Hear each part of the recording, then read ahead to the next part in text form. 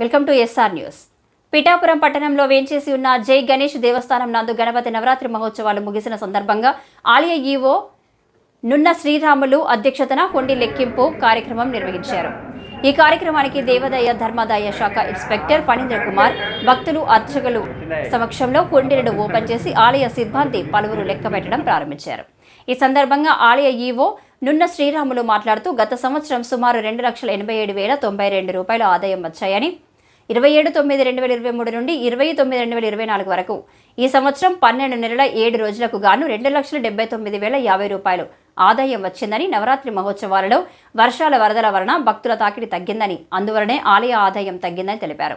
ఈ కార్యక్రమంలో ఇన్స్పెక్టర్ ఫణీంద్ర కుమార్, ఆలయ ఈవో నున్న శ్రీరాములు, దేవస్థానం సిబ్బంది, ఆలయ అర్చకులు, భక్తులు, పట్టణ ప్రముఖులు తదితరులు పాల్గొన్నారు.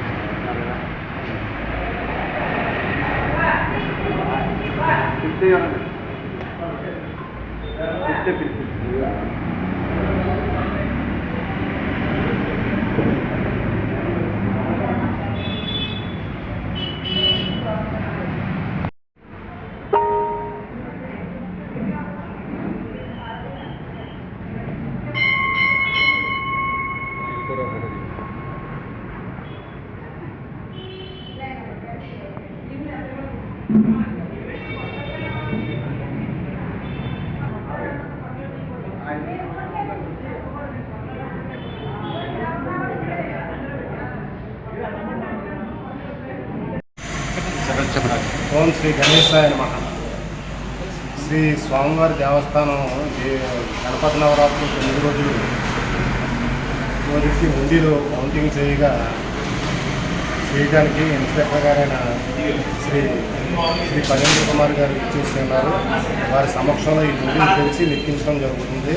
ఈ లెక్కింపు కార్యక్రమం మధ్యాహ్నం 1:19 అప్పుడు ఎంత అమౌంట్ వచ్చింది ఏంటన్నది మళ్ళీ తెలియజేస్తానని దీనికి మూలంగా తెలియజేస్తున్నాం.